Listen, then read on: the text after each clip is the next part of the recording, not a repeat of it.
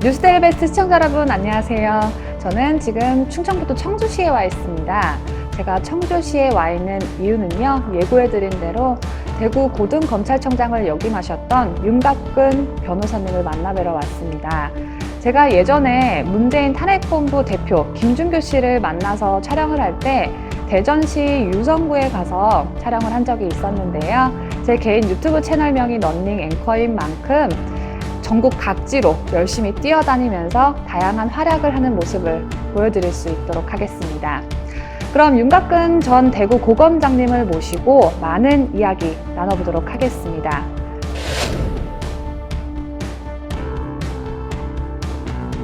안녕하세요, 고검장님. 네, 안녕하세요. 윤곽근 변호사입니다. 먼저 저희 23만 뉴스데일리 베스트 구독자 여러분께 인사 한 말씀 부탁드립니다. 안녕하세요. 풍요로운 결실의 계절 가을이 깊어가고 있습니다. 국가적으로 여러 가지 어려운 점들도 많고 해서 국민들께서 많이 걱정하고 계신데, 이 가을에는 좀 근심 걱정 덜어내시고 풍성한 수확을 거두는 그런 계절이 됐으면 좋겠습니다. 네. 윤곽근 전 대구 고검장님은 청주고등학교를 졸업하신 걸로 알고 있어요. 네, 출생지도 청주이신가요? 예, 그렇습니다. 옛날 청주청원이 통합되기 전 옛날 청원군 미원면 월룡리라는 곳에서 태어나고 자랐습니다. 거기는 굉장히 시골 마을이고, 제가 초등학교를 졸업하고 전기가 들어올 정도로 이렇게 산골 마을에 가난한 농민의 아들로 태어났습니다. 위원 출신이시군요. 예, 그렇습니다. 네. 예. 청주에 계신 저희 구독자분들께서 굉장히 반가워하실 것 같습니다. 예, 고맙습니다. 윤곽근 전 고검장님께서는 청주고등학교를 졸업하시고 성균관대학교 법학과를 졸업한 후에 사법고시에 이제 통과하신 걸로 알고 있어요. 그리고 검사직의 길을 택하셨는데요. 긴 시간 동안의 검사 생활을 하고 현재는 이미 마침표를 찍은 상태이신데 혹시 내가 왜 하필 검사가 됐을까 하고 후회했던 그런 순간이 있으실까요? 검사 이제 25년 했습니다. 87년도에 사법시험 29회에 합격을 해서 검사 25년 하고 이제 대구검장을 마지막으로 마쳤습니다. 근데 검사에 뭐 후회한 적은 없고요. 검사라는 직업이 범죄를 수사하고 사회적 갈등, 분쟁을 해소하고 함으로써 사회의 이제 법 질서를 유지하는 역할입니다. 근데 이게 단순히 수극적으로 어떤 주어진 업무를 기계적으로 처리하는 것이 아니라 얼마나 역동적으로 또 그리고 창의적으로 적극적으로 처리하느냐에 따라서 굉장히 보람도 느낄 수 있고, 어떻게 보면 좀 뭐 과대하게 표현을 하면 좀 사명감도 굉장히 큰 직업이라는 생각에서 큰 보람을 가지고 검사 생활을 했던 것 같습니다. 그럼 후회했던 순간은 단 한 번도 없고 보람만 있을 뿐이다. 뭐 아쉬운 부분들은 많이 있었겠죠. 근데 후회까지는 아니고 여러 가지 삶에서 이제 추구하는 바들이 여러 가지가 있는데 그 중에 검사라는 직책이 워낙 경무이고 또 잘 아시겠지만 검사는 임기 내에 1년 내지 2년 단위로 옮겨 다니다 보니까 또 상대적으로 포기해야 될 삶에서 포기해야 될 가치들도 꽤 있습니다. 그런 측면에서 그런 측면에서 보면 좀 아쉬운 점은 있지만 후에 뭐 그런 건 있을 수가 없죠. 윤곽근 전 대구 고검장님께서 내년 총선에 나올 계획이 있으시다고 들었어요. 네, 맞으신가요? 맞습니다. 내년 총선 준비하고 있습니다. 네. 그간 쭉 검사 생활을 하시다가 자유한국당에 이제 얼마 전에 입당도 하시고 정치인으로서 변신을 하시려는 이유가 무엇인지요? 안타까운 이제 변명 같은데요. 사실은 이제 검사 공직총 이제 한 30년 가까이 하고 검사 25년 하고 대구고검장을 마치고 나왔습니다. 그래서 그러면 저로서는 이제 뭐 제 인생에서 일막을 충분히 살았다. 그리고 이제 다른 조금 더 자유롭게 제 영역을 개척하고 싶은 생각이 더 많았습니다. 근데 지난 2년간 이제 제야에서 바라본 현 대한민국 상황을 보면서 이대로 있을 수는 없겠다는 생각을 했습니다. 우선 제가 몸담았던 검찰이 정치적 중립 내지는 어떤 검찰의 위상이 그냥 송두리째 무너지는 뭐 그런 현상을 지켜볼 수밖에 없었고, 그리고 조국 전 장관 사태에서 보듯이 법치주의가 깡그리 무시되고 있다. 지금 법에 의한 것이 아니라 현 정부의 어떤 독주에 의해서 모든 것이 이루어지고 있다.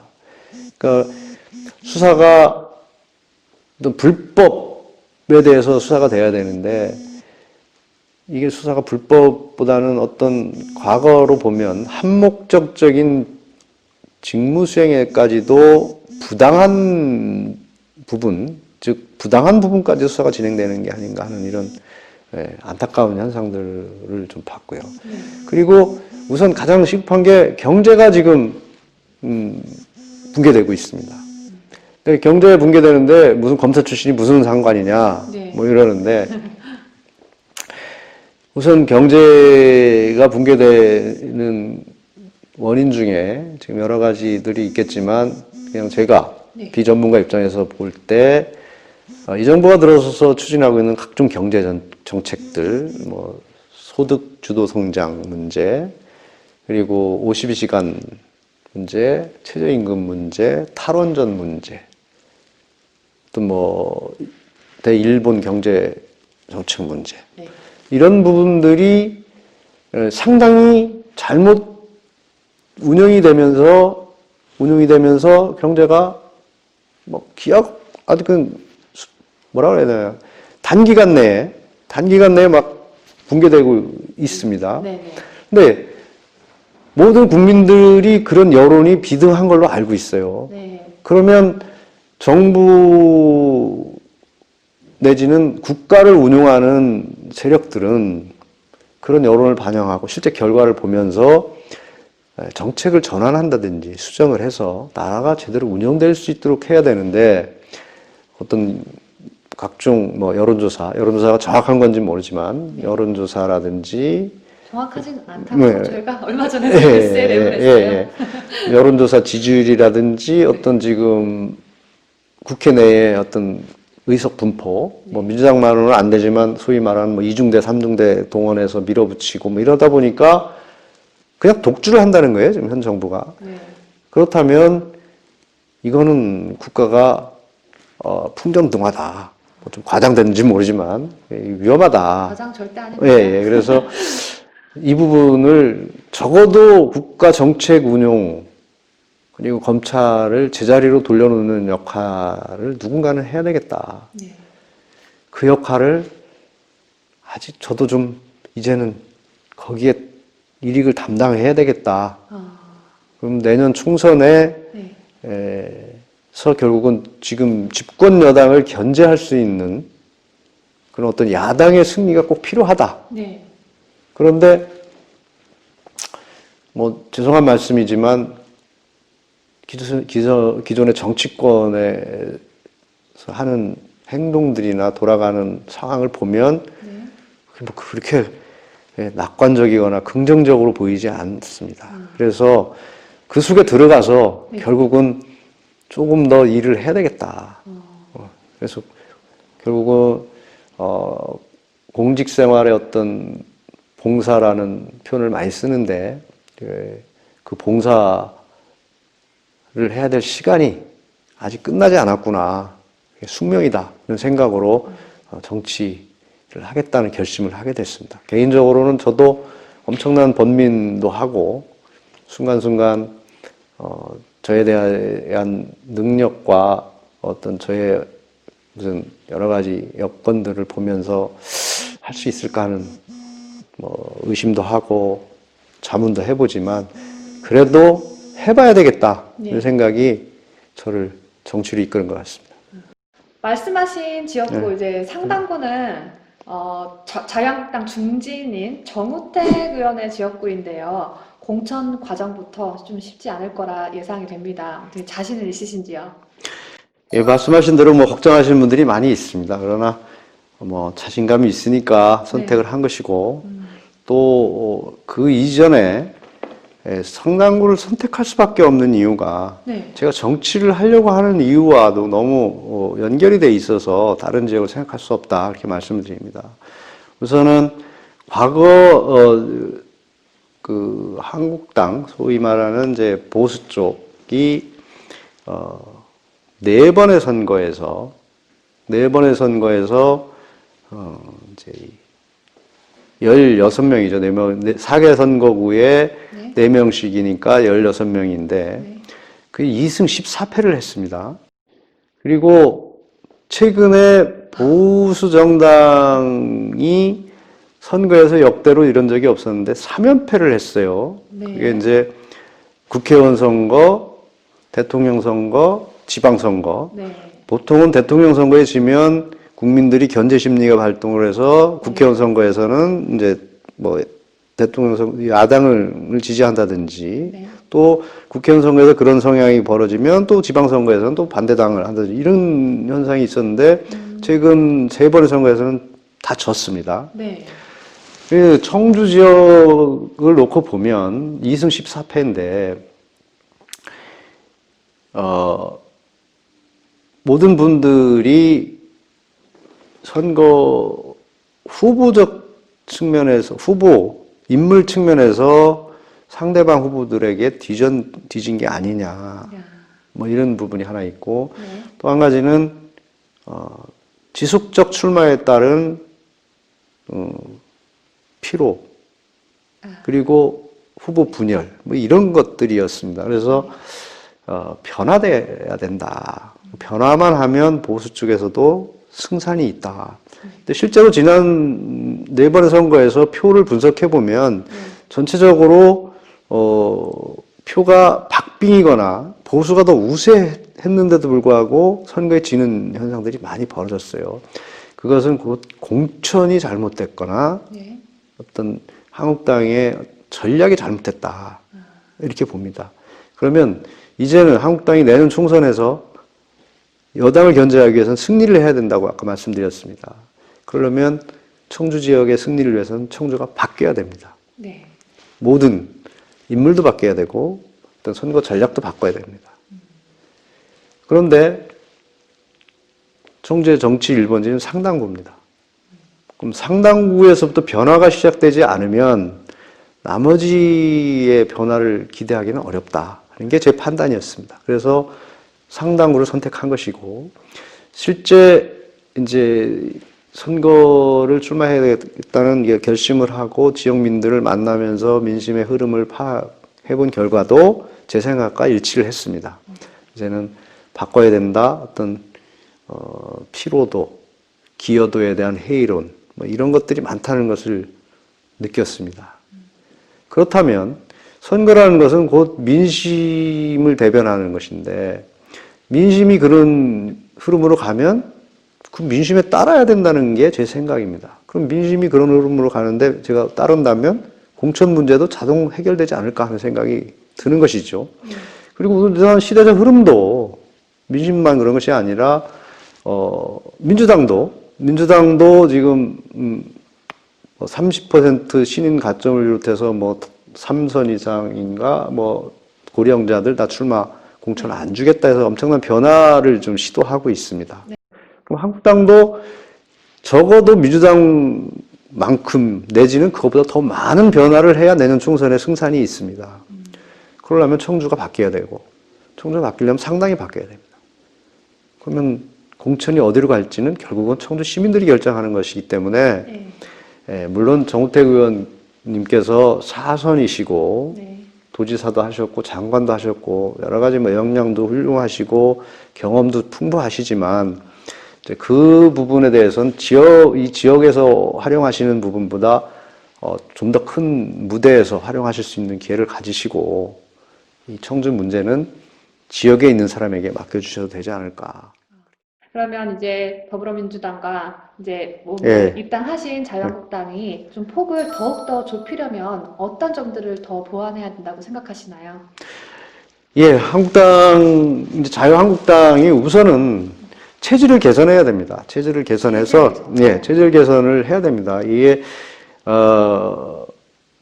소위 말하면 이제 뭐 컴퓨터 용어인지 무슨 용어인지 리셋을 해야 됩니다. 네. 이게 바이러스를 너무 심하게 먹어가지고 뭐 조금 수정해갖고 될 문제가 아니고 본질을 완전히 바꿔야 됩니다. 네. 그러니까 국민들이 느끼는 자유한국당은 뭔가 부패적 이미지, 네. 그리고 웰빙 정당의 이미지, 자기 자신만을 생각하는 뭐 이런 이미지가 더 씌워져 있어서 이런 체질을 빨리 개선해야 됩니다. 그리고 최근에도 무슨 한국당 내 불미스러운 몇 가지 이벤트 행사들이 있었지 않습니까? 네. 저도 정말 뭐 입당한 지 며칠 안 됐지만 절망감을 느끼고 너무 화가 납니다. 표창장 받으신 거 말씀하시는 그렇습니다. 그런 부분들이 과연 이 정당이 생각이 있는 사람들의 모임인가, 뭐 이런 생각이 들 정도로 굉장히 이 절망적인 상황들을 만들어내고 있는데, 이런 부분들이 빨리 체질 개선을 통해서 야, 나라가 지금 어려운 지경이다.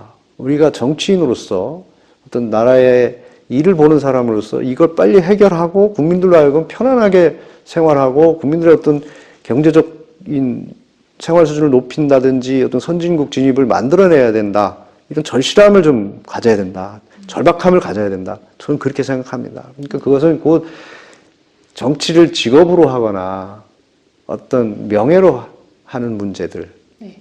이런 부분을 빨리 탈피를 해서 정치는 봉사하는 자리고 자신을 위한 정치가 아니라 주민을 위한 정치, 주민을 의한 정치, 이런 부분들로 체질 개선이 빨리 돼야 되고요.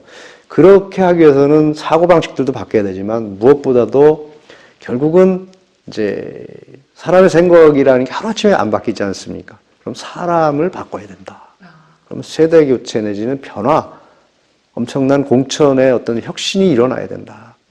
제가 듣는 어떤 시민들의 목소리도 다 바꿔라, 다 바꿔라. 뭐 이런 목소리들이 많이 들립니다. 그것은 어떻게 보면 당내에 있는 사람들보다 시민들이 더 해법을 잘 알고 있는 건지도 모르겠습니다. 그렇죠. 네. 네.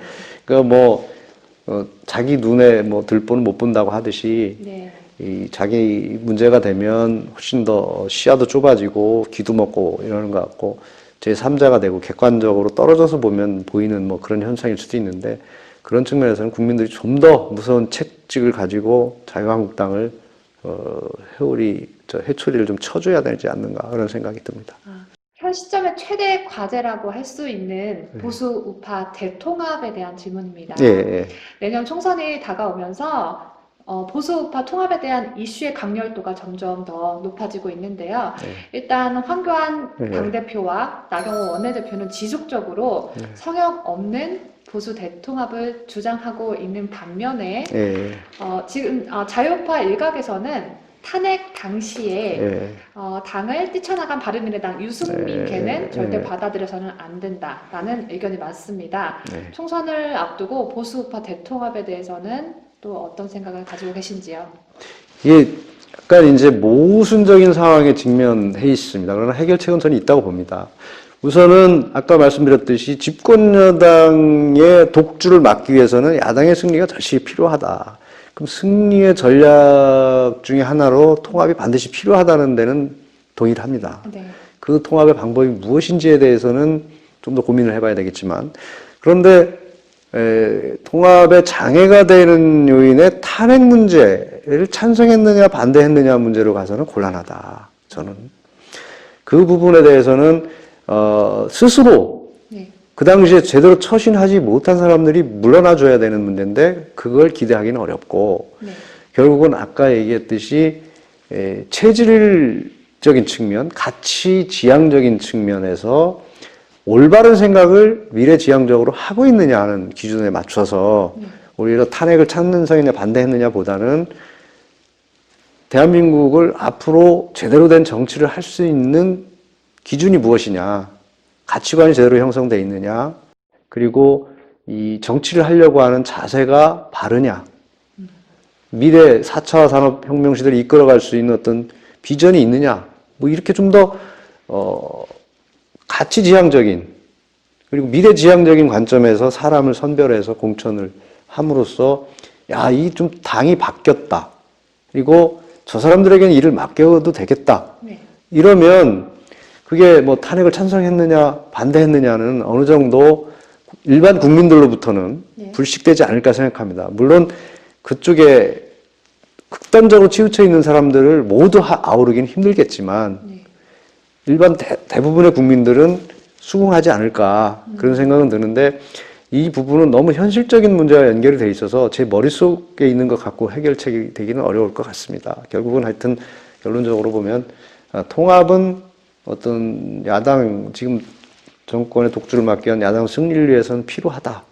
근데 그 부분을 가르는 기준이 통합을 가르는 기준이 탄핵 여부, 찬성 여부로 가서는 갈등이 확산되고 통합에 어려운 점이 예상되니까 오히려 사람의 능력과 제대로 된 사람이냐는 작업을 하는 게 더 필요하지 않을까라는 생각을 합니다. 네.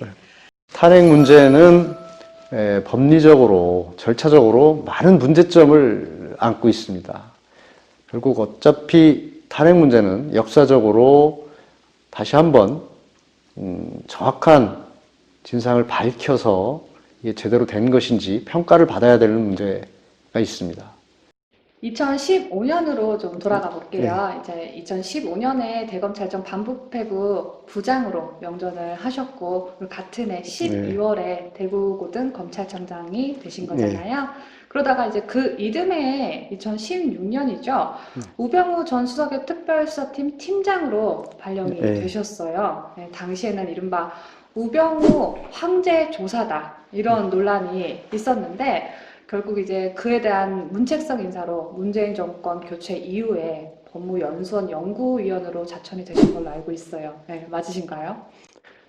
예, 뭐 시간 순서상 흐름은 그렇습니다. 언론에 보도됐던 것이 이제 우병우 그 전 수석의 차를 대접하면서 이것은 황제 조사다 그랬는데 그 당시 기사에 대해서 혹시 억울하다던가 그리고 지금에 와서 좀 이건 아니다 이렇게 말씀하시고 싶은 게 있으신지요? 예, 우선 황제조사라는 것은 수사의 기본을 개념을 정확히 이해를 한다면 그런 명칭을 붙일 수가 없습니다.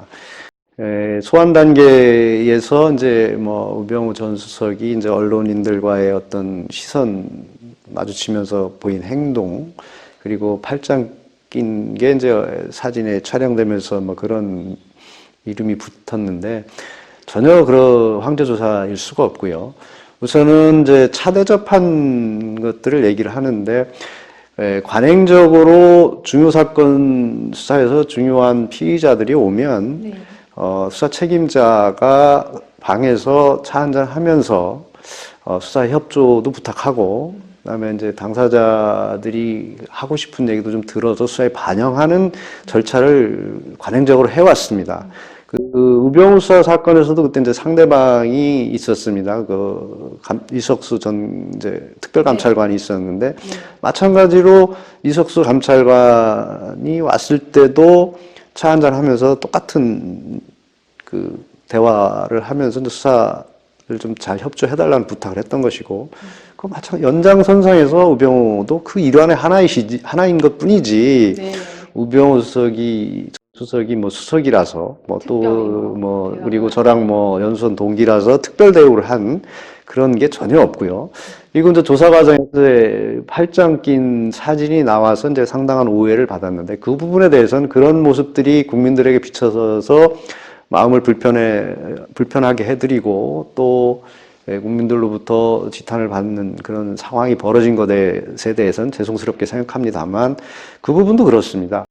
조사하는 과정에서 팔짱을 끼고 조사를 받은 것이 아니고 장시간 조사가 이루어졌습니다. 그날 저녁 상황을 조금 선머리를 해드리면 6시경에 이제 저녁을 식사를 하기 위해서 이제 수사를 하는 부장검사를 불러서 저녁 식사를 하고 조사를 하자 그랬더니 우병우 전 수석이 몸이 안 좋고 오한이 나서 그냥 저녁을 안 먹고 이어서 계속해서 빨리 끝나고 좀 귀가를 하고 싶다 그런다고 그래서 그러면 본인이 원하면 그렇게 해줘라. 이렇게 해서 조사가 저녁 식사 없이 계속 진행이 됐습니다. 그러다 보니까 한 2시간 지나고 3시간 그러니까 9시가 넘었어요. 그래서 9시가 넘어서 이거는 몸이 안 좋다는 사람이 저녁도 안 먹었는데 문제가 될 수 있지 않을까 해서 그리고 또 이제 수사 상황도 체크할 겸해서 이제 부장 검사를 불렀습니다. 잠깐 좀 휴식을 취하자. 이렇게 해서 메시지를 넣어서 그 부장 검사가 이제 제 방에 와서 이제 그동안 수사 상황과 지금 조사 진행 사항을 얘기를 하는 동안에 휴식 시간이죠. 그 동안에 이제 우병우 전 수석이 일어나서 이제 3시간 동안 조사받고 나서 이제 팔짱 끼고 이제 좀 왔다 갔다 하는 장면이 이제 카메라에 포착된 것이죠. 그러니까 휴식 시간입니다. 그 시간은 뭐 팔짱을 끼든 네. 자기가 뭐 어디 돌아다니든 화장실 가든 그런 시간에 이제 그게 카메라에 포착이 된 것입니다. 근데 사실은 조사는 앉아서 받기 때문에 이 창문 높이에 의해서 네. 사진을 찍은 곳에서는 포착이 안 됩니다. 각도상으로. 근데 휴식 시간이니까 일어서면서 이제 포착이 돼서 제가 듣기로는 그 사진을 촬영한 사진 촬영 기자가 뭐 수천 컷을 찍었는데 겨우 보고 하나 건졌다 이렇게 들었습니다. 네. 그러니까 이것도 황제 조사와는 좀 거리가 먼 상황인데 전체적으로 그 당시에 어떤 국민 여론이 이제 꼭 국민 밉상 우병우 전 수석처럼 돼 있는 상태에서 뭐 특별 대화한 게 아닌가 하는 오해 때문에 황제 조사라는 이름이 붙여진 거지 절대 그 황제 조사는 이루어질 수가 없었고 이루어지지도 않았다는 말씀을 드립니다. 이거 이제 수사 결과만 놓고 봐도 이제 우병우 전 수석에 제기된 의혹들을 전반적으로 다 조사를 했었고 우병우 수석은 물론 기소가 안 됐지만 네. 우병우 수석의 부인 그리고 그 장모 그리고 그 모든 일을 봐주던 집사 역할을 했던 분까지 그 우병우 수석하고는 거기도 인척 관계에 있는 분인데 다 기소가 돼서 네, 그렇죠. 결국은 이제 1심에서 뭐 유죄가 선고돼서 지금 항소심에 있는 것으로 알고 있습니다. 그러니까 수사 결과도 무슨 봐주기를 하거나 한 것이 없고 전체적으로 사안에 따라서 처리가 됐던 부분입니다. 그리고 그 수사에 이제 봐주기 수사를 했거나 문제가 생기면 무슨 문제가 있냐면 수사팀이 구성됐습니다. 수사팀에 차장검사, 부장검사 포함해서 10명입니다. 10명인데 거기서 수사팀장이 수사를 뭐 조금 소극적으로 하거나 어떻게 잘못된 방향으로 가려고 하면 내부에서 벌써 이게 분란이 나거나 밖으로 잡음이 들리게 됩니다. 지금이라도 그 10명을 불러서 그 당시에 팀장이 수사를 방해하거나 소극적으로 하려고 하거나 뭐 이상한 짓을 한 게 있는지 인터뷰를 해보시면 배한 짓을 한 게 있는지 해보면 그 사람들이 다 얘기할 겁니다. 그 당시에 수사팀장이 어떤 스탠스를 갖고 했는지 저는 뭐 지금도 자신 있게 정말 가혹하리만큼 수사를 빡시게 했다. 네, 공정하게 했다. 이제 좀 사투리 내진 비속어를 쓰는 게 정말 억울한 측면을 좀 더 강하게 표현하는 겁니다. 근데 당시 우병우 전 수석 쪽에서 변호인을 통해서 이제 이의를 제기하고 불만을 터뜨린 것이 그 사안 자체가 이게 검찰에서 수사할 만한 사안이냐. 그때 제 답변은 그거였습니다. 이게 일반 국민들 사건 같으면 검찰에서 수사 이 정도는 안 한다. 그렇지만 민정수석이기 때문에 수사할 수밖에 없다. 오히려 역차별 내지는 평등의 관점에서 보면 불평등 수사다. 네, 오히려 고위공직자였기 때문에 더 엄격하게 수사를 했다. 이렇게 말씀드릴 수 있는 사건이었습니다. 네. 건설업자라고 이제 알려져 있죠. 네. 네. 윤중천 씨 연루 의혹에 좀 의혹이 있으신데요. 이제 국가와 과거 사회 그리고 과거 사회 조사단 상대로 손해배상 소송을 하신 걸로 알고 있어요. 네, 그리고 며칠 전에 1차 변론을 진행하셨는데 이것에 대해서 좀 자세하게 내용을 좀 전해주실 수 있으실까요? 예. 우선 과거 1차로 먼저 문제가 된 것이 이제 JTBC에서 보도가 됐었고 이제 2차로 이제 과거사위에서 뭐 수사 촉구한다는 발표가 있었습니다. 근데 결론적으로 저는 윤정천을 전혀 본 적이 없습니다. 일면식이 그러니까 일면식이 없습니다. 뭐 별장이 어디 있는지도 모르고. 네. 그래서 제가 이제 우리말 속담 중에 아니 땐 굴뚝에 연기 나랴 뭐 이렇게 말씀하시는 분들이 있는데 저는 옛날 속담이 다 조금은 뭐 일리가 있고 근거가 있다는 생각을 평소 하고 있었는데, 네. 제가 이번 사건을 겪으면서 우리 속담도 틀릴 때가 있구나. 네. 저는 뭐, 아니 땐 굴뚝이 아니라, 아니 땐 건 물론이고, 아궁이 근처에 간 적도 없어요. 네. 예.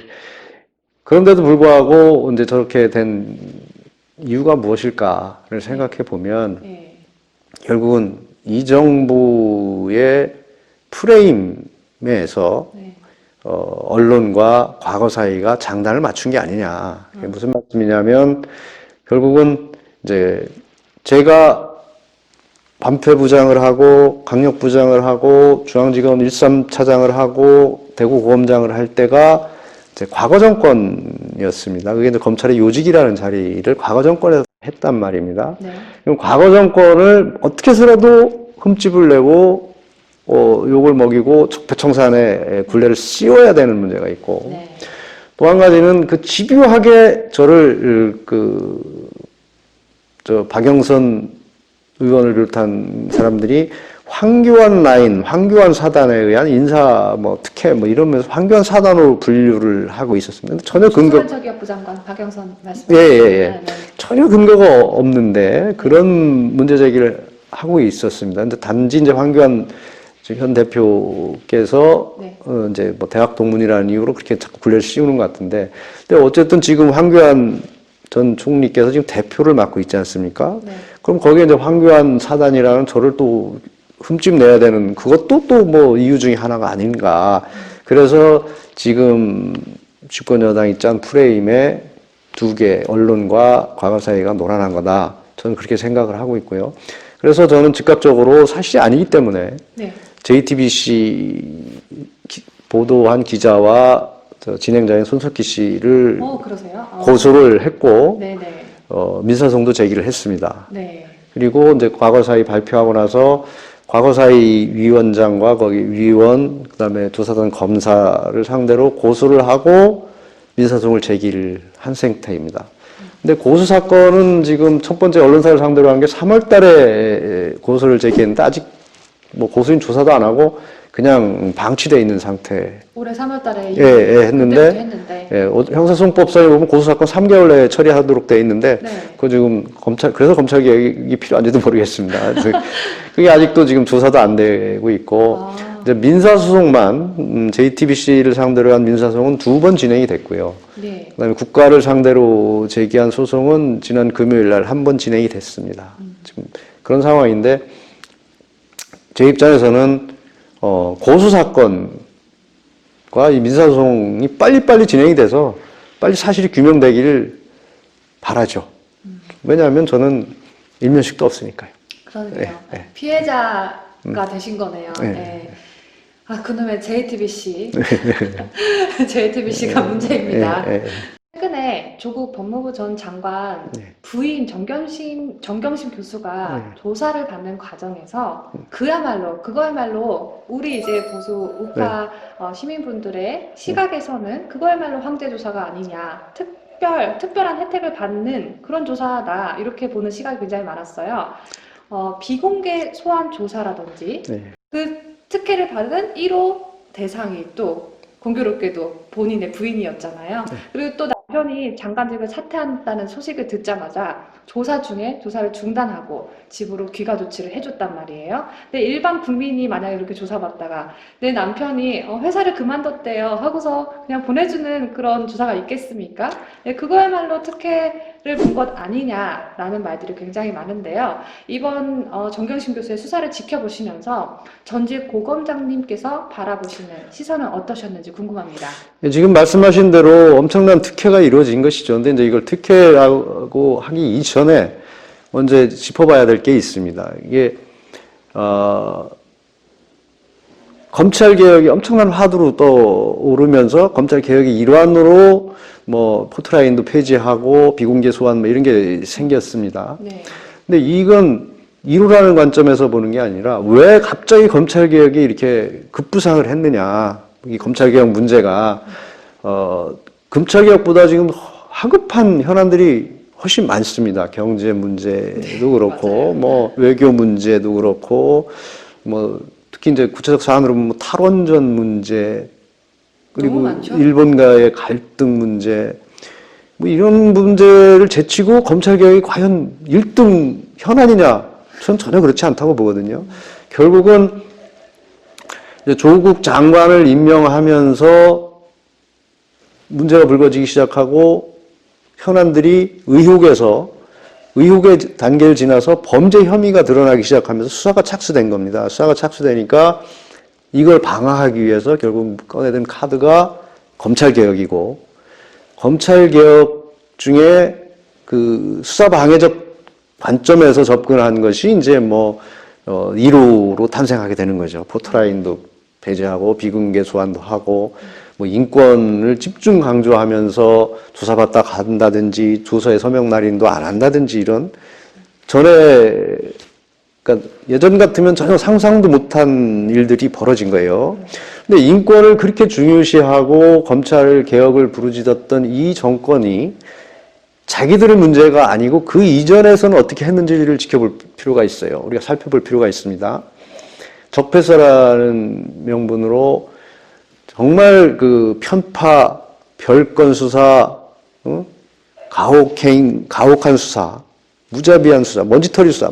그러니까 검찰의 어떤 그동안의 문제점으로 드러났다는 그런 어떤 수사들이 진행이 됐어요. 그 결과로 전 기무사령관 이재수 씨, 또 그 전 차장검사 변창훈 검사들이 자살하는 사태까지 발생했습니다. 그때 이 정부에서 그 사람들을 애도한다든지 안타깝다든지 하는 말을 들어본 적도 없고, 그때 인권을 들먹이면서 인권 문제를 제기하면서 검찰 수사가 이러면 안 된다고 한 얘기를 들어본 적이 없어요. 이거는 한마디로 말해서 검찰의 칼날이 상대편을 죽이느냐, 내 편을 죽이느냐에 따라서 정의도 되고 완전히 개혁의 대상이 되고, 이중성도 이런 이중성이 있을 수가 없는 것이죠. 그 이중성이 결과로 드러난 것이 이번에 조국 전 장관 부부에 대한 수사에서 나타나는 특혜로 나타난 거다. 저는 그렇게 봅니다. 네, 이제 고 원장님께서도 특혜로 본다. 예, 예. 네, 이렇게 답변해 주셨고요. 특혜이자 곧 수사 방해입니다. 네, 조국 사태를 거치면서요, 희한하리만큼 사법 개혁이라는 말을 쓰지 않고 검찰 개혁이라는 표현을 쓰고 있습니다. 네. 실제로도 검찰 개혁 목소리만 드높을 뿐이지 법원을 개혁하자는 논의가 공론의 대상조차 되지 않고 있는데요. 이런 여권의 전략이라고 할까요? 그 숨은 의미는 무엇이라고 보십니까? 앞에서 잠깐 말씀을 드렸습니다. 검찰 개혁이 이렇게 긴급한 현안처럼 부각된 이유가 무엇인지를 살펴보면 아까 얘기했듯이 결국은 이제 진영 논리에 의한 검찰이 우리 진영으로부터 이탈했다. 그래서 검찰을 개혁 대상에 올려서 수사를 방해하고 검찰의 활동 범위를 줄이고 족쇄를 채우려고 하는 의도가 다분히 숨어 있었기 때문에 사법개혁이 아닌 검찰개혁으로 문제가 국한된 게 아닌가 하는 생각이 들고요.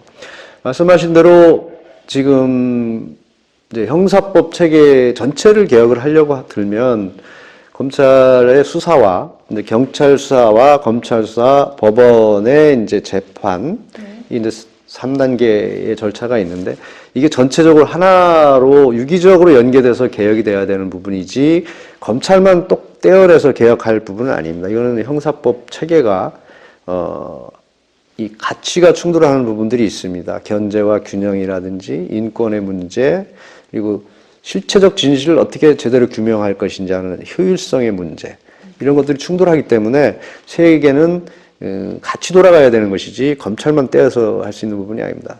그리고 특히 이제 저쪽에 조국 동생이었나요? 네, 친동생의 영장이 기각됐을 때 이제 엄청난 문제 제기를 하는 여론들이 있었지 않습니까? 네. 법원의 영장 심사라는 게 구체적 기준이 있는 것이 아니라 판사에 따라서 그 판사의 재량이 너무 커서 똑같은 사안도 A 판사가 보면 뭐 기각되고 B 판사가 보면 발부되는 이런 현상들. 그래서 저희들이 흔히 수사 때 그것은 이제 무슨 로또 영장이냐 뭐 이런 얘기들을 했었는데 기각한 구속한 판사가 명재건 판사였죠. 예, 예, 예. 그런 부분에서 보면 구속 기준도 명확히 하고 또 재판에 있어서도 판사의 재량이 너무 큽니다. 그래서 집행유예, 실형을 선고하느냐, 집행유예를 선고하느냐, 네. 이거는 특별한 기준이 없어요. 판사의 어떤 재량에 달려 있습니다. 이런 부분들이 서구 체계를 그대로 들여왔, 우리 법 체계라면 양형 기준이라든지 구속 기준들을 조금 더 구체화돼서 개인의 가치관이나 어떤 재량에 따라서 이게 천차만별로 구분되는 그런 것은 막아야 되는 것이죠. 대개는 예측 가능한, 그리고 누구나 대개는 그 정도면 구속이다, 그 정도면 집행유예다, 그 정도면 실형이다, 이런 예측 가능한 사법 체계가 돼야 되는데 지금은 앞에서 말씀드린 것처럼 로또 영장, 로또 재판이 돼가고 있습니다. 이런 측면도 개혁이 대상이 되는데 오히려 그런 부분들은 거의 언급이 안 되고 있고 검찰 개혁만 부각된 것은 동기가 불순하다고 볼 수밖에 없습니다. 네. 네. 그럼 검찰 이제 내부에 계셨던 분으로서 검찰 개혁이 꼭 뭐 필요하다고 보시나요? 검찰 고쳐야 될 부분이 많이 있습니다. 뭐, 전 내부에서도 느꼈고, 나와보니까 조금 더 많은 부분들이 있는데. 아, 근데 나와보니까 더 많은 걸 예. 그런데 지금 논의되고 있는 부분들은 사실은 어떻게 보면 정치적인 이슈일 뿐이지, 검찰개혁에 그렇게 아주 핵심적인 요소는 오히려 아니다. 저는 그렇게 봅니다. 검찰의 문제점이 가장 큰 게 이제 결국은 너무 권한이 크다 이런 거에 초점이 맞춰져 있는데 그런 것보다는 이제 검찰 수사가 너무 목표지향적으로 가면서 편파 수사나 부당 수사, 그다음 표적 수사, 먼지털이 수사 이런 비난들을 많이 받아왔습니다. 그래서 이것을 고치기 위해서 그동안 이제 역대 우리 검찰 지휘부에서는 외과 의사 어떤 수술식 수사 콕 집어서 그 환부만 도려내는 수사를 해야 된다. 사람 살리는 수사를 해야 된다는 거 가지고 계속적으로 개혁을 하고 개선을 하기 위해서 노력을 해오고 있었습니다. 아, 비유가 너무 적절하네요. 예, 예. 근데 그런 부분들이 어느 정도 성과를 계속 내고 있었는데 갑자기 지금 이 정부 들어서면서 적폐성산이라는 명목하에 기존에 구축해놨던 어떤 그런 개혁, 개선의 효과들이 깡그리 무너져 내린 오히려 그런 측면이 있습니다. 그래서 앞으로도 개혁은 검찰의 그런 어떤 부당한 수사, 편파 수사, 표적 수사, 머지털이 수사 이런 것을 견제하고 남용을 방지할 수 있는 제도적 장치를 마련해야 되는 것이 이제 첫 번째 과제이고요. 그리고 더 시급한 문제는 저는 그런 것보다는 그런 어떤 수사는 일반 국민들과 직접 연관된 수사도 아닙니다, 사실은. 네. 특정 정치인이라든지 유명인들 수사는 일반 국민들의 민생과 직접 연결되지도 않습니다. 더 화급한 것은 일반 국민들이 직접 관련된 일반 형사사건, 고소사건들을 얼마나 효율적으로 신속하게 처리함으로써 당사자 간의 분쟁을 종결하고 어떤 새로운 범죄가 발생하는 걸 막을 수 있느냐 하는 부분입니다. 그것은 결국은 검사나 수사관의 어떤 수사 능력을 좀 향상시켜야 되는 것이고 수사 장비라든지 어떤 수사 효율을 높일 수 있는 시스템, 수사 지원 시스템 이런 부분들이 빨리 갖춰져야 되는 부분이 있고요. 또 하나는 이제 이거는 이제 정말 이제 검찰의 어떤 관행적으로 해왔던 국민들과의 소통 내지는 정보 공개 측면 그리고 너무 수사 효율만 강조해서 수사 비밀주의를 강조하는 측면들이 개선이 돼야 됩니다. 곧 고소인 입장에서 고소를 했는데 이게 신속히 처리 안 되고 억울한데 수사가 기간이 장기간 늘어진다든지 또 피의자의 어떤 고의적인 수사 지연 전술에 휘말릴 수 있는 시스템 뭐 이런 것들을 방지해서 고소인의 억울함을 빨리 해소할 수 있는 수사 시스템을 갖춰야 되는 문제가 있습니다. 그리고 그러기 위해서는 수사기관을 갖고 있는 수사의 본질적인 내용을 침해하지 않는다면 정보를 다 공개해서 쌍방 간의 이 분쟁을 스스로 해결할 수 있는 그런 기회를 제공하는 부분들. 그리고 민원이 들어왔을 때 그 민원을 정확하게 이해하고 함께 풀려고 하는 진지한 노력, 뭐 이런 부분들이 오히려 개선돼야 될 핵심적인 부분들이지 지금 정치적인 이슈를 가지고 할 때는 아니지 않는가. 뭐 그 부분도 물론 정치적인 이슈로 제기되는 부분들 중요하지만 그 부분보다 저는 일반 민생 범죄, 민생과 관련된 사건들이 더 중요하다. 저는 그렇게 생각합니다. 청와대와 네. 집권 여당의 네. 여권 인사들이 공공연하게 검찰에 대한 압박을 지속적으로 가하고 있는데요. 네. 이럴 경우에 실제로 검찰은 뭐 위축이 되거나 그러나요? 아무래도 이제 검찰도 행정부 내 기관이거든요. 그래서 인사권자인 대통령이나 법무부 장관이 계속 무슨 압박을 넣거나 네. 이의를 제기하고 지금처럼 네. 검찰 개혁에 엄청난 칼을 가지고 검찰을 압박을 하면 위축될 수밖에 없죠. 근데 이제 그럼에도 불구하고 이제 검찰로서는 제 역할을 해야 되는데 그래서 검찰총장이나 어떤 간부들의 역할이 중요합니다. 네. 이걸 막아내주고 수사팀이 그런데 위축되지 않고 수사할 수 있도록 해주는 그 역할을 해내는 것이 결국 검찰총장을 비롯한 수뇌부들의 역할이죠. 실제로 위축은 안 될 수는 없다. 네.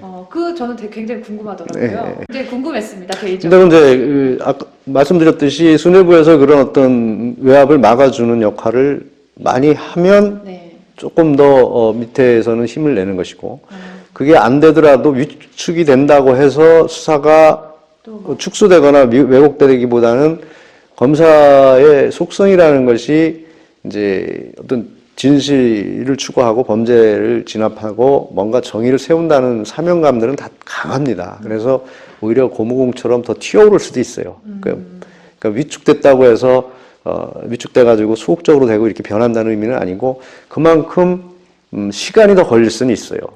왜냐하면 더 완벽하게 하려고 하고 책 잡히지 않기 위해서 노력하는 과정이 필요하다 보면 시간이 필요하고 일종의 수사방해적 측면에서 보면 실체적 진실에 접근하는데 조금 한계성을 드러낼 수도 있지만 태도 자체에서 검사들이 하는 역할과 태도에 있어서는 더 적극적이고 더 오기가 발동할 수도 있는 그런 측면은 있습니다. 그게 뭐 반드시 바람직한 건 아니지만 결국은 검사가 돼서 무엇을 하려고 하는지에 대한 사명감을 생각한다면 뭐 검사로서는 당연한 게 아닌가 그렇게 생각을 합니다. 네. 청와대와 집권 여당의 검찰에 대한 압박 이후에 윤석열 총장이 특수부를 축소하자는 방안을 전격적으로 내놨습니다. 네. 이에 대해서는 어떻게 생각하시는지요? 큰 흐름에서 보면 맞는 방향입니다. 맞는 방향인 것이 검찰제도 자체가 수사를 주목적으로 하는 것이 아니고 네. 이제 인권 침해적인 요소들을 제거하고 남용을 방지하는 데 초점이 맞춰져 있어서 우리 경찰의 방대한 인력에 의한 수사권 남용 내지는 잘못된 방향으로 가는 것을 지휘하고 하는 데 초점이 맞춰져야 되기 때문에 이제 검찰 수사는 검찰이 직접 수사는 꼭 필요한 경우 소위 말하는 이제 거악 척결이라는 뭐 이런 측면에서 줄여야 되는 것은 맞습니다. 그렇지만 지금 왜 특수부 축소가 이렇게 문제가 되고 있는지 배경을 보면 지금은 아니라는 것이죠. 이 정부가 이제 2년 6개월이 지났습니다. 2년 6개월 동안 자기들은 특수부를 엄청 늘려놨어요, 인원을. 네. 다 써먹어 놓고 그 칼날이 자기들한테 오니까 특수부 축사, 이건 뭐 동기가 불성하잖아요. 그러면 그건 하더라도 제3자, 객관적인 사람들의 손에 의해서 이루어져야 되고 또 한 가지 간과하고 있는 것이 특수부를 축소한다고 하는데 우리나라가 부패 지수가 획기적으로 개선됐다거나 네. 부패 수사 어떤 수요가 줄어들었다거나 이런 것이 아닌데 갑자기 특수부를 축소하게 되면 좋아지는 것은 누구냐? 그럼 부패를 저지르는 사람들. 부패 사범들이에요. 부패 사범들. 그렇기 때문에 이 부패 수사를 담당할 수 있는 수사부서나 그 어떤 수사 방법, 이렇게 부패 수사 총량을 줄이지 않는 방법을 강구해 놓고 그때 이제 특수부를 줄여야 되는데 지금은 뭐 우선 그냥 특수부부터 줄여놓는다는 것은 부패를 방치하자 뭐 이렇게밖에 해석이 안 되는 것이죠. 예. 다 이제 본인들의 네. 이득을 위한 그렇습니다. 의견이기 때문에 네. 시기적으로 적절치 않다 네. 이렇게 말씀해 그렇습니다. 주셨어요. 시중에는 조국 전 장관 일가의 수사를 놓고 윤석열 검찰총장이 끝까지 끝을 볼 것이다 라는 의견과 또 반대로 적절히 정권과 뭐 타협하는 그런 수준에서 끝낼 것이다 이런 상반된 의견이 있습니다. 구검장님께서는 어떻게 내다보시는지요? 저는 그걸 뭐 윤석열 총장 개인을 놓고 논하는 것은 적절치 않다고 보고요. 윤석열 총장의 뭐 캐릭터를 제가 여기서 언급하는 것도 적절치 않고요. 결국은 수사를 윤석열 총장 혼자 하는 것이 아니다. 결국은 윤석열 총장이 물론 수사를 총괄해서 지휘하고 있지만 수사팀은 중앙지검에서 하는 거, 서울중앙지검에서 하고 있고 거기 서울중앙지검 수사팀에는 서울중앙지검장이 있고 차장검사, 3차장검사가 있고 부장검사가 있고 아마 수사팀의 검사가 정확한 숫자는 모르겠는데 하여튼 20명 가까이 되는 것 같아요.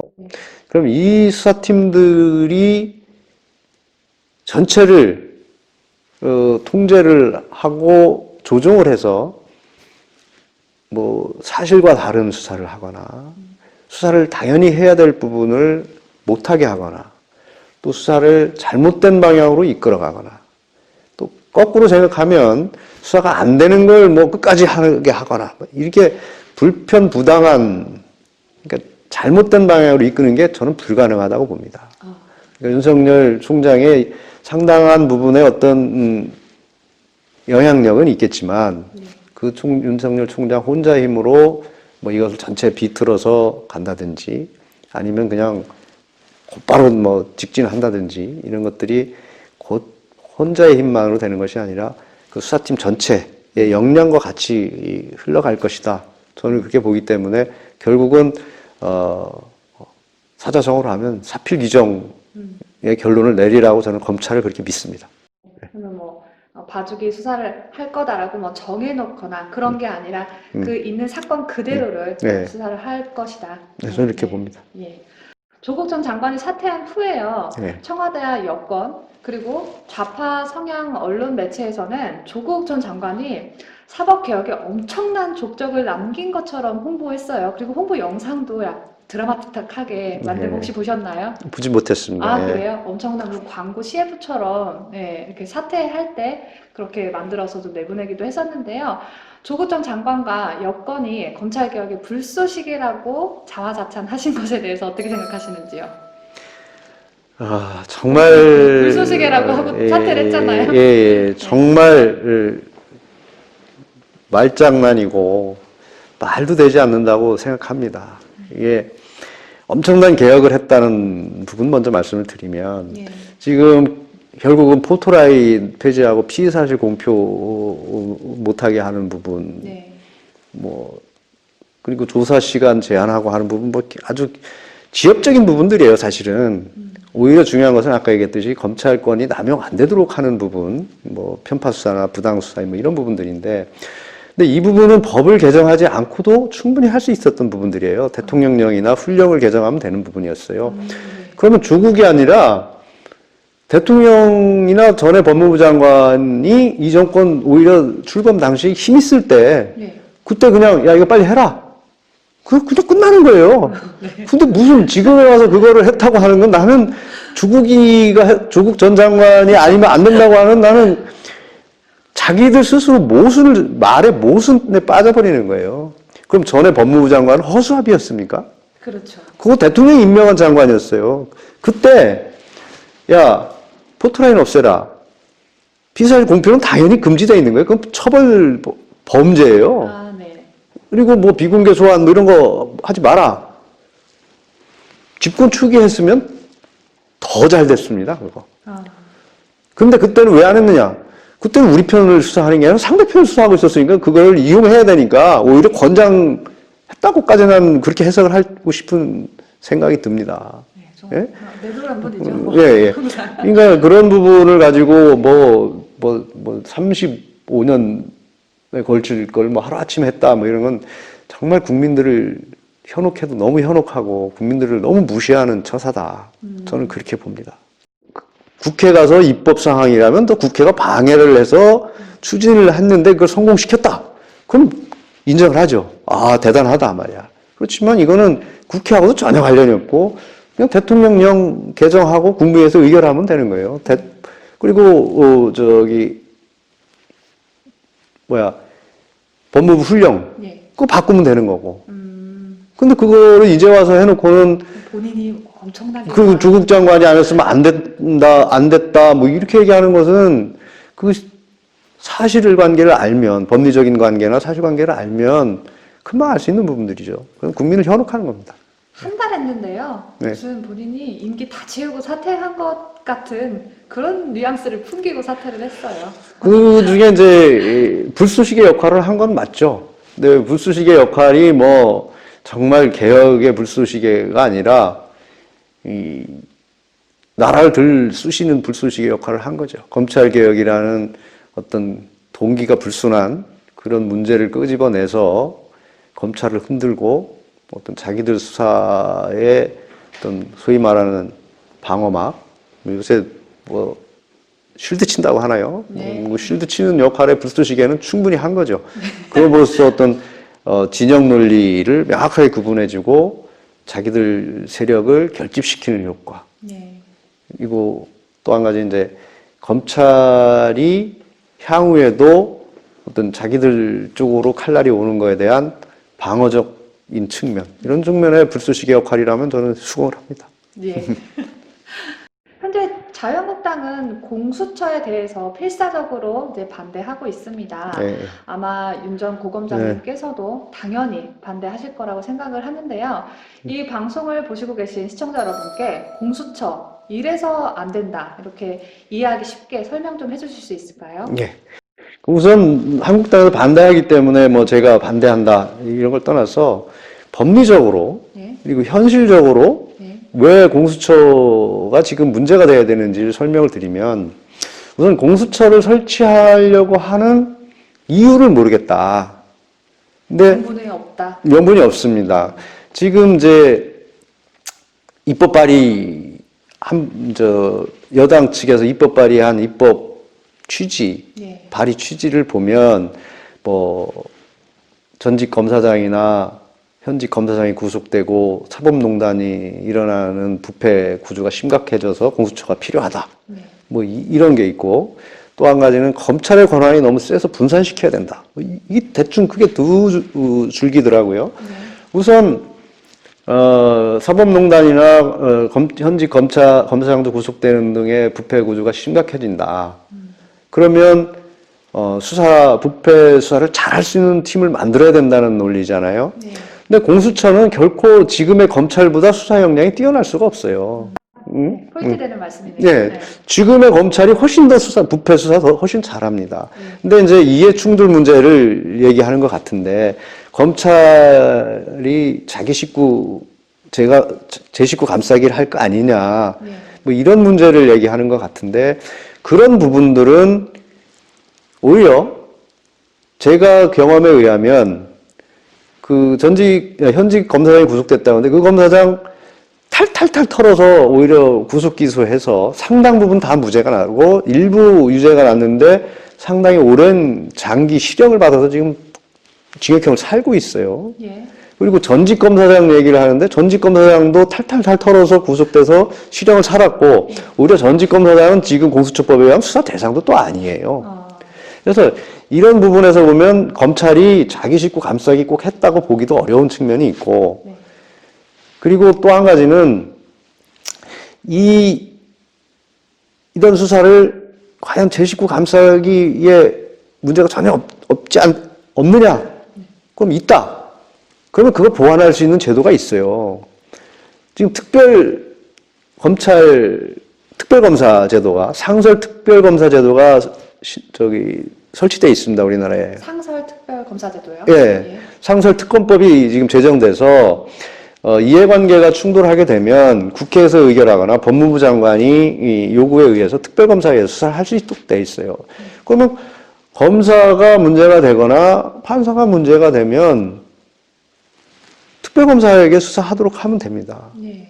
근데 굳이 이 능력도 검증이 안 된 공수처를 만들어서 국가 경제 비용에도 맞지 않는 것을 하려고 하는 이유가 뭐냐 또 생각해 볼 필요가 있고요.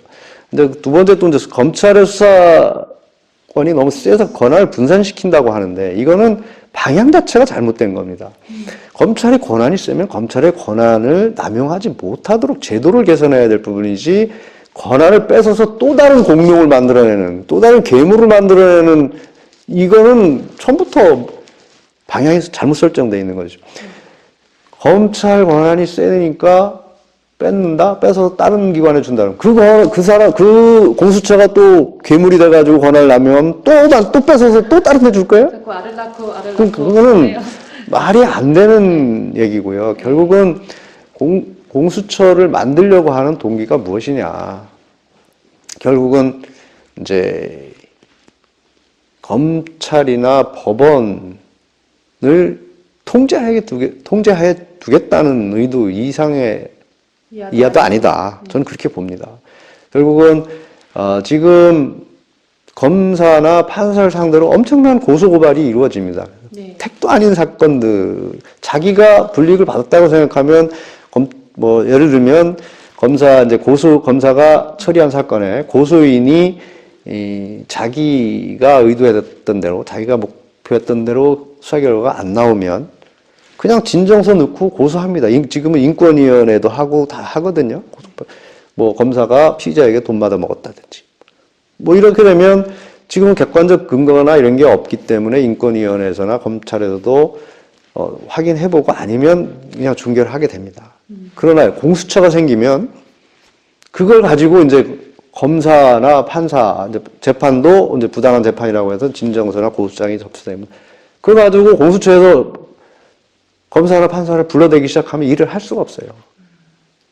위축이 돼갖고. 네. 근데 그런 걸 노리는 게 아닌가 하는 생각이 들고 또 한 가지 공수처법에 보면 현역 군인도 수사 대상으로 하는 것으로 돼 있는 법이 있습니다. 근데 지금도 일반적으로는 군인들은 군법회의에서 재판을 하고 있는데 네. 그 군인들을 공수처 대상으로 한다는 얘기는 군인도 통제하에 두겠다는 결국은 어떤 삼권, 행정, 사법, 입법이 분리가 돼야 되는데 이 삼법을 전부 통제하겠다. 그런 의도로밖에 저는 해석이 안 된다는 거죠. 네. 공수처 이래서는 안 된다. 세 가지를 말씀해 주셨는데 저희 지금 보시고 계신 시청자 여러분도 극하게 금감하실 거라 생각합니다. 그러니까 그거를 그냥 결론적으로 말씀을 드리면 예. 공수처가 설치되려고 하면 두 가지 전제가 있어야 돼요. 예. 현재 검찰보다 특별수사를 훨씬 잘할 수 있느냐. 네. 두 번째는 현재 검찰보다 정치적으로 훨씬 더 중립성을 지킬 수 있느냐. 그렇죠. 한데 아주 중요한 문제죠. 수사도 더 잘못하고. 네.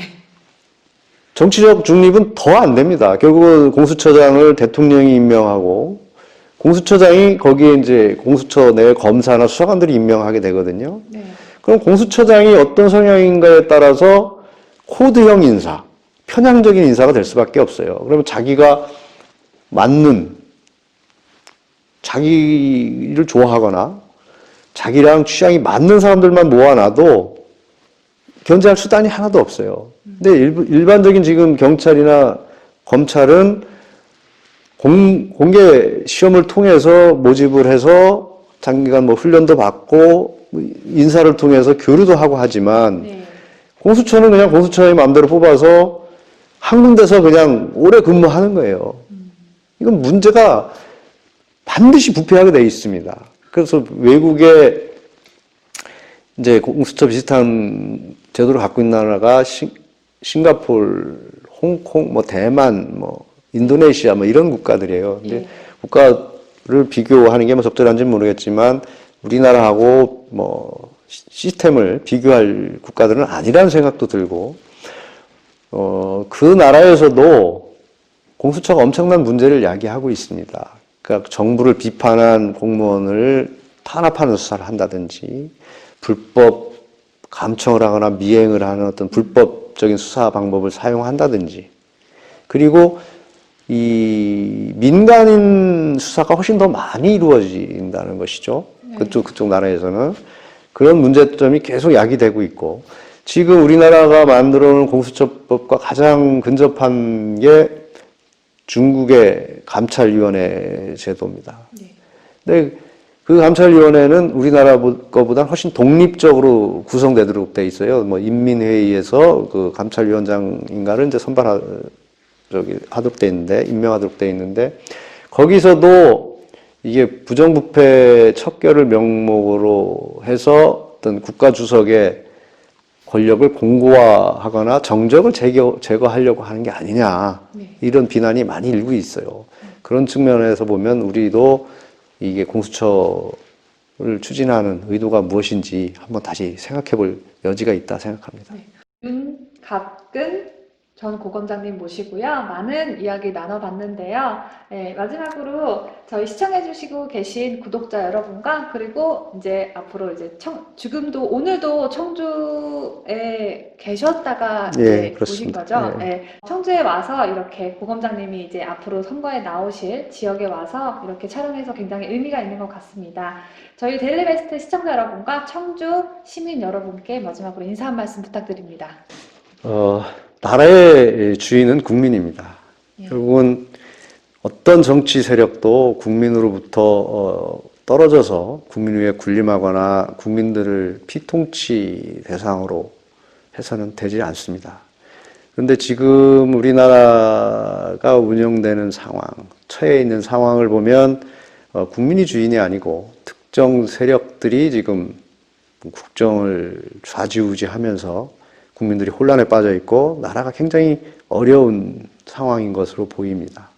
결국은 나라의 주인인 국민들께서 현 상황을 제대로 보고 현재 정치를 하고 있는 정치인뿐만 아니라 집권 세력들 전체가 무슨 일을 하고 있고 제대로 하고 있는지를 잘 판단하셔서 이 사람들이 마음대로 하지 못하도록 나라의 주인인 국민을 무시하지 못하도록 감시하고 견제하는 기능들을 해주셔야 됩니다.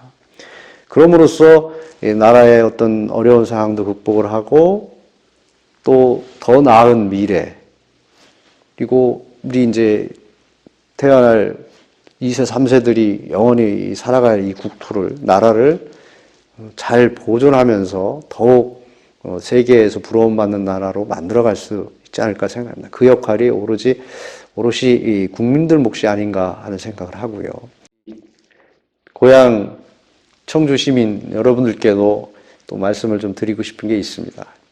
결국은 청주는 어떻게 보면 이제 이 국토의 중심에 있습니다. 그래서 중부지방이기도 한데 항상 소외돼 온 느낌을 지워버릴 수가 없습니다. 중앙정부의 인사라든지 예산 문제라든지 국가 정책에서도 보면 땅덩어리에서는 물리적으로 중심에 있는데 이런 국가 정책 운용에서는 변방으로 전락하고 있다는 느낌을 지워버릴 수가 없습니다. 그러다 보니까 특히 우리 상당구 지역만 놓고 봐도 어떤 도심 지역은 엄청 낙후돼 있고 또 남부 5개면 미원, 낭성, 가덕, 문희, 남일도 보면 다른 지역, 농촌 지역에 비해서는 상당히 경제적으로도 낙후돼 있고 개발도 소외되어 있는 현상이 벌어지고 있습니다. 이런 부분들을 기존에 있는 어떤 정치인들이 제대로 해결했느냐 하는 부분에서 보면 많은 과제를 안고 있다 이렇게 생각을 합니다. 그래서 이 부분들에 대해서도 정치를 시작하는 신인의 입장에서 보면 주민들의 의견을 많이 듣고 해결 방안이 무엇인지를 고민하겠습니다. 여러분들께서도 같이 고민하면서 많은 의견도 주시고 해결 방안도 제시해 주시면 같이 해결할 수 있도록 하여튼 제가 최선을 다하겠다는 말씀을 드리고요. 올 가을 지나고 겨울 지나고 내년 4월이 총선입니다. 내년 총선 끝나고 나면 우리 청주 지역이 그리고 대한민국의 모든 국민들이 정말 현명한 판단을 해서 나라를 바로 잡을 기틀을 만들었구나 하는 어떤 환성이 환호가 쏟아지기를 고대하겠습니다. 하여튼 건강하시고 좋은 일 많길 바라겠습니다. 감사합니다. 건강하시고 고마우시면 제가 카메라 보이시고 한 번만 다시 말씀해 주세요. 카메라 한 번 좀 쳐다보셔야 될 것 같아요. 이쪽 카메라가죠? 예, 이 카메라. 네. 청주시민 여러분 항상 건강하시고요. 좋은 일 많으시고 내년에는 전부 행복한 마음으로 서로 웃으면서 환호하시길 바라겠습니다. 감사합니다. 네. 그리고 저희 시청자 여러분 서운하시니까 네. 뉴스데일리 베스트 구독자 여러분 감사합니다. 한 말씀 해주세요. 짧게. 네. 뉴스데일리 베스트. 뉴스데일리 베스트 구독자 여러분께도 인사드리겠습니다.